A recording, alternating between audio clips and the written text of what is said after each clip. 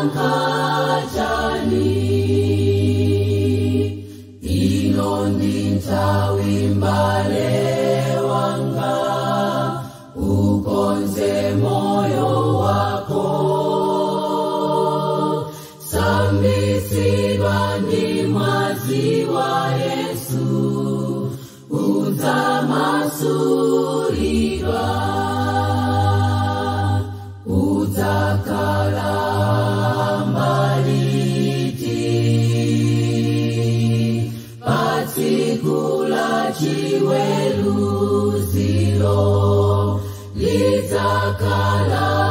tsiku lotani udzayankha chani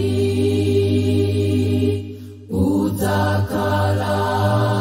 mbaliti